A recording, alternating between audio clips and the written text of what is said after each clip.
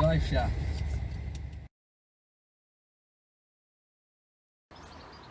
Welcome to another episode. We pick up right where we left off at the end of the last one, with my dad and I getting the engine ready to go back into the car.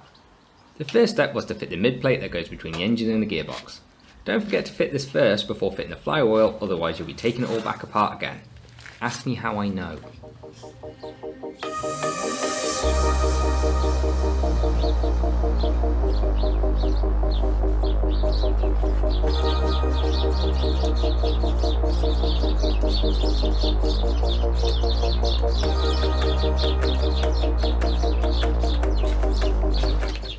When fitting flywheel bolts, thread lock is a good idea, as you really don't want them coming loose when the engine is running. That's all we can do.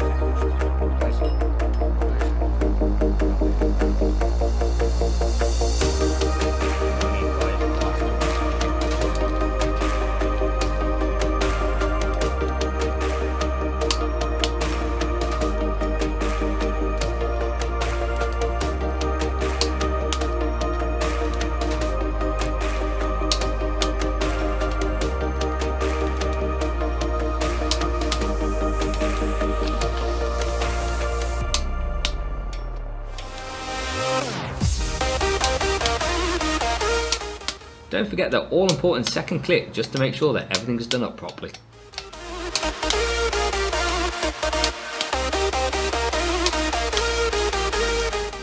With the bolts all torqued up, I gave the flywheel one last clean before fitting the clutch disc and pressure plate.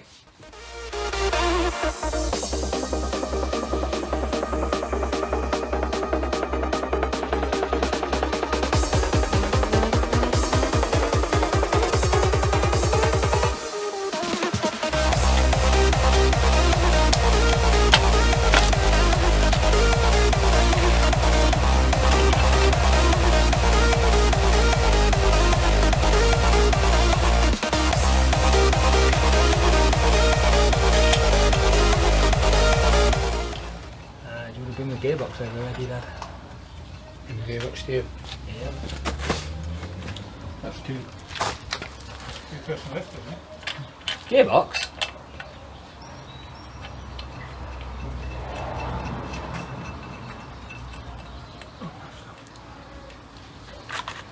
Not light, but it's not the heaviest of gearboxes in the world. Now what I just said there in response to my dad is quite important, as what I'm about to do is align a clutch with our clutch alignment tool. What this involves is fitting the clutch and doing the bolts up tight enough so that the clutch disc can't slide down by itself, but loose enough so that it will move a bit when the gearbox input shaft is inserted. You then have to fit the gearbox which aligns the clutch disc before very carefully removing it again without disturbing the clutch disc's position. You then do up the pressure plate bolt and pray to God that nothing has moved. This method only really works when the engine and gearbox are out of the car and the gearbox is light enough to be manhandled. If you have a clutch alignment tool, I highly recommend using that instead.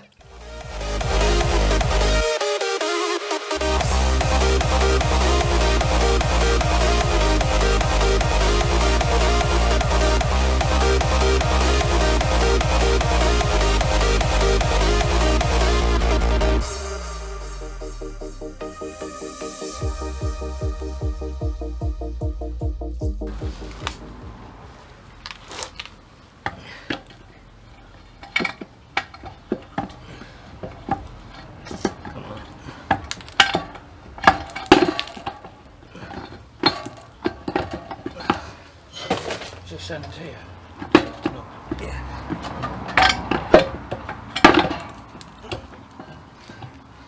Come on. You're on a minute ago. Oh, there you go. Okay, this is what's drop off. On the shelf, you'll find there's 3 quite long bolts about that big, and there's also a little black bar that's been painted.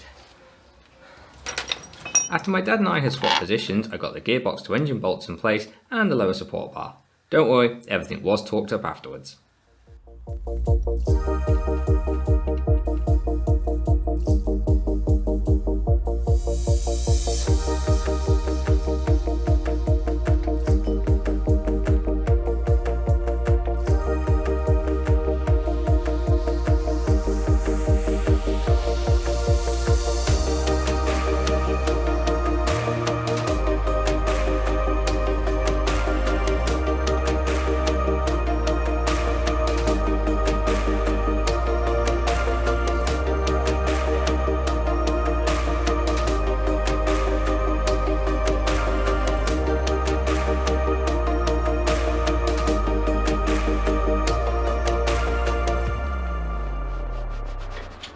With the engine and gearbox together and the sun setting, my dad and I started the inevitable struggle of actually lifting it into the engine bay.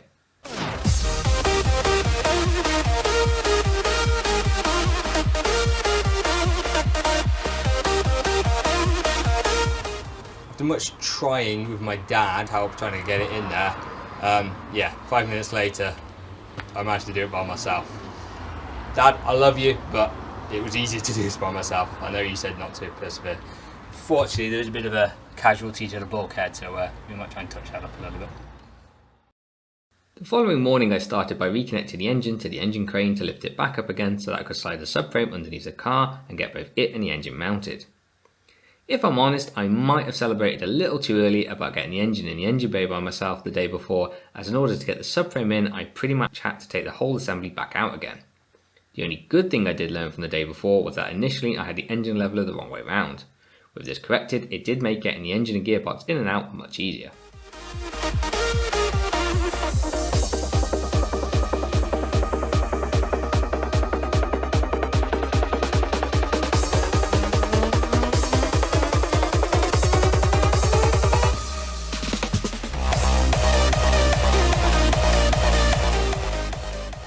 With the engine mounted to the subframe, it was then just a case of picking the whole assembly up and bolting it to the car. This would be a fairly easy job to do if, for example, you could lower the car over it using a 2-post lift. I unfortunately do not have one and so have to resort to a homemade engine crane, trolley jacks and blocks of wood. A bigger garage with 2-post lift is definitely on the wish list. Well, it's an absolute nightmare to do it and it's a very tight fit, but it is in. Admittedly, there's a few minor paint casualties, but that's it. Subframe's all bolted in, it's on its mounts, it's done. So now we can commence reassembling the rest of the car, and the next step is going to be fitting fuel lines.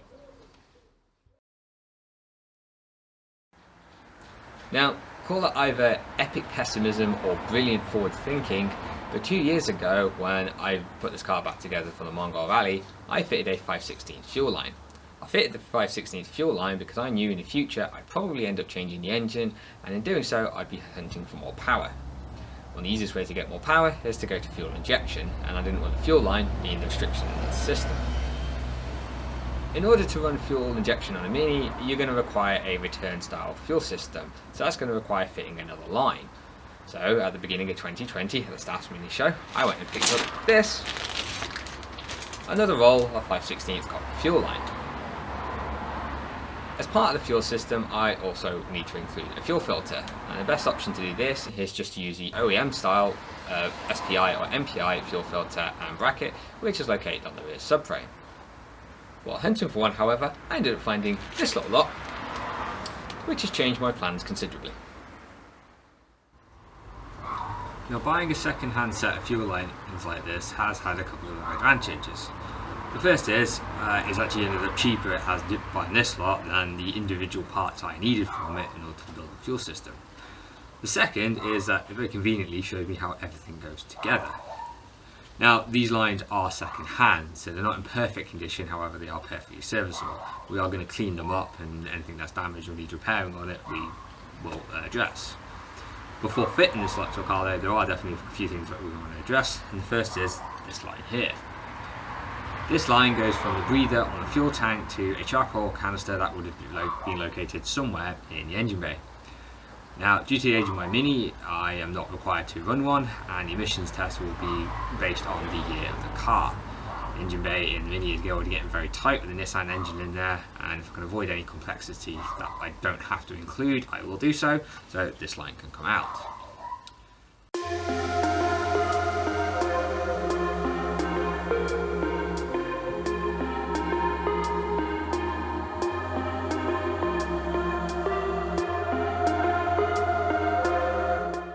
As well as removing the line that went to the charcoal canister, I also removed the fuel filter, its bracket, and the rubber lines to make it much easier to mount everything into the car.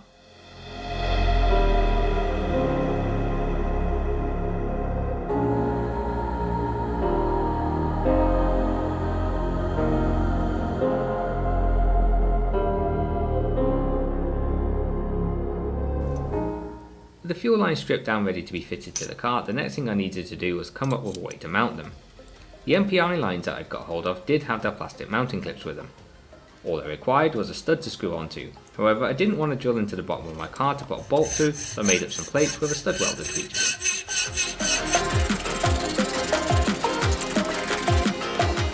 With the plates cut out, I lynched them on the belt sander. I did this not only to remove any sharp edges, but also to prep them for when they were to be welded onto the Mini.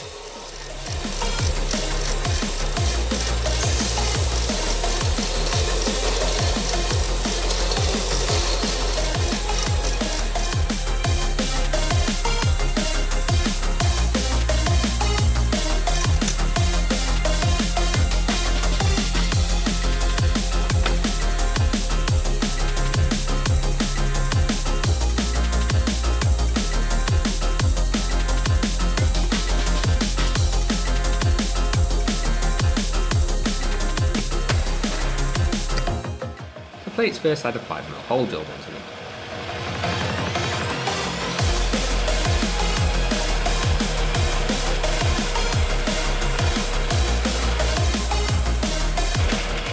Followed by countersinking the hole.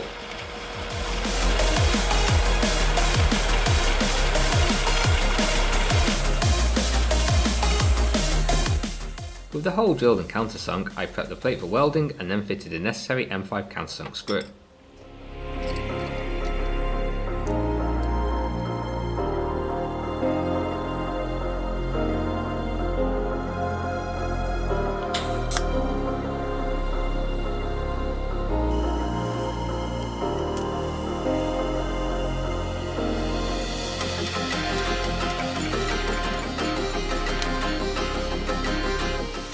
With the studs welded to the plate, I ground the weld flush before giving the mating surface a coat of weld-free primer.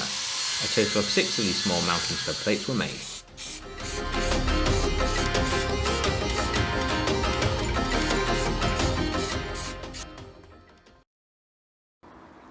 Quick update, while I've been making the manifold support bracket, my dad's been prepared to get the rear subframe out so we can fit the new fuel lines.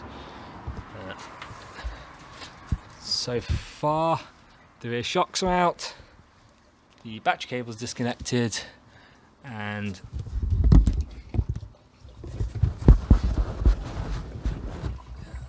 to see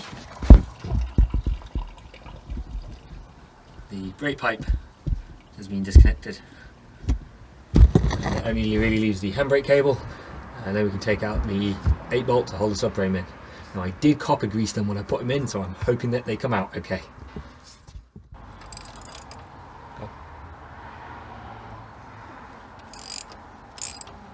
Copper grease for the win. Okay, I'll admit that this was staged. My dad had actually already undone the bolts, but the copper grease did do its job. After enlarging the hole in the boot floor for the fuel line grommets to fit, and completely forgetting to record this, so you'll have to make do with this picture I took partway through the process, I put the fuel lines in place with their brackets attached, and then marked the positions onto the underside of the car.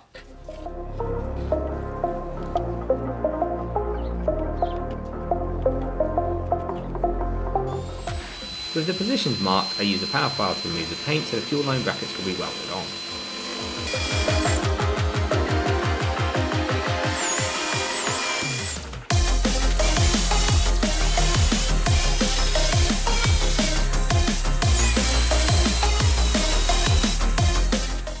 You may notice that I'm welding very short runs, almost tack welds, to attach a fuel line bracket. This was so that I didn't end up blowing a hole through the thin sheet metal, and so that I did not accidentally set fire to the car. Prior to welding these brackets on, the carpets inside were removed.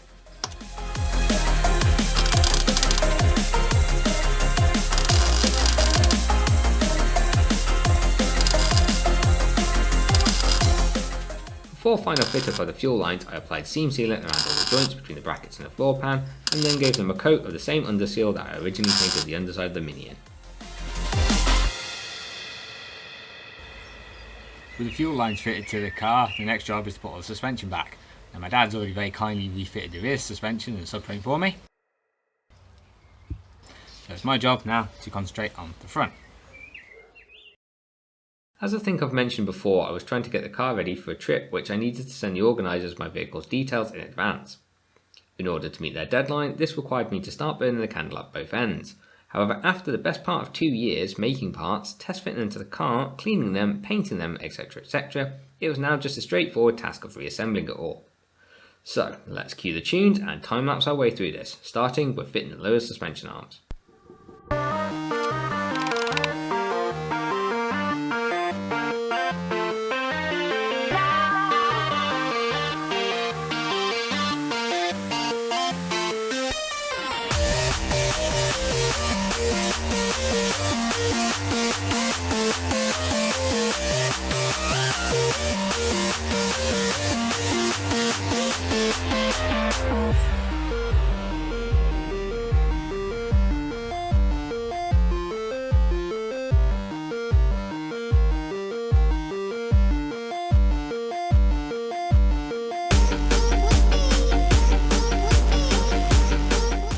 With the lower suspension arm installed, I then moved on to fitting the upper bump stop and the rubber suspension cone, which is a spring in a mini suspension system. This required me to support the subframe and remove the subframe tower bolt to get the special cone compressor tool in place to fit the rubber cones.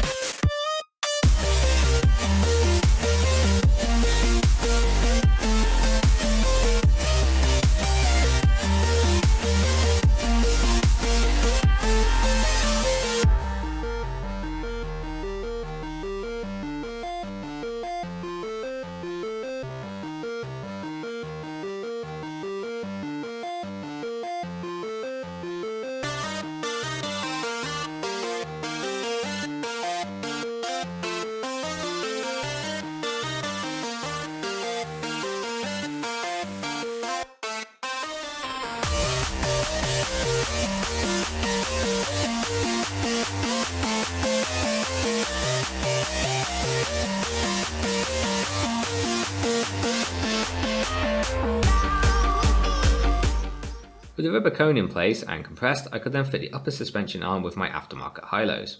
For anyone not familiar with minis, a high-low is a replacement to the part called the trumpet that goes between the cone and the upper suspension arm.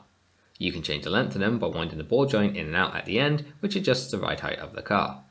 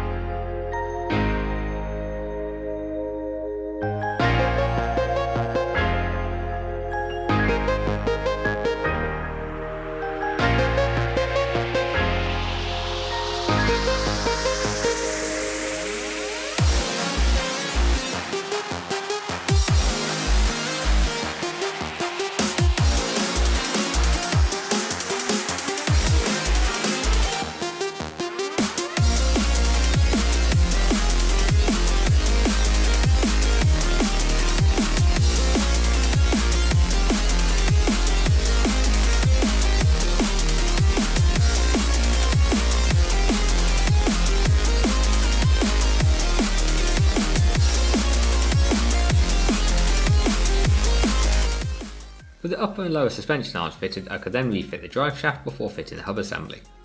Remember to grease your spines if you want to be able to get things apart easily at a later date.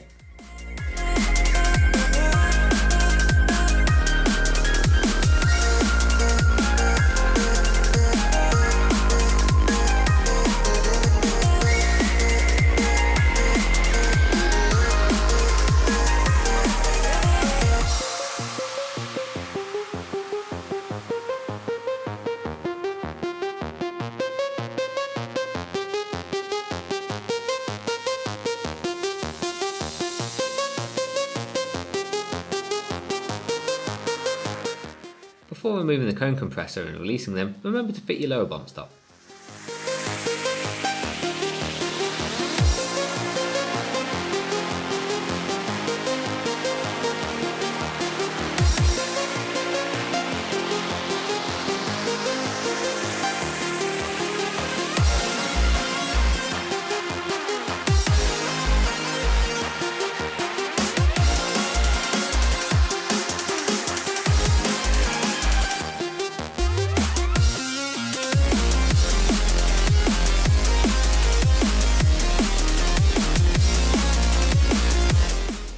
The next part to fit was the upper shock absorber bracket. Again, remember to use some form of anti-seize compound on the bolts, otherwise you are liable to snap them off in the captive nuts if you ever have to remove them at a later date. They are in a fairly awkward place, so you really don't want to have to drill them out. Trust me, I know. As you can probably tell from the light, or rather lack of it, it was getting kind of late at this point. I think it was approaching 11 PM and this was on a Monday night. I wasn't kidding you when I said I was going to have to start burning the candle at both ends, and this was on top of doing my normal day job.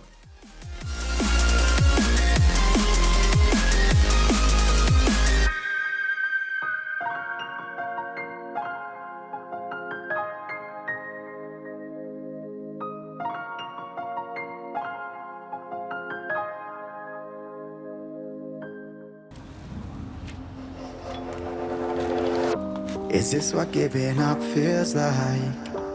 I don't know, I don't know. Tell me, have I lost my mind?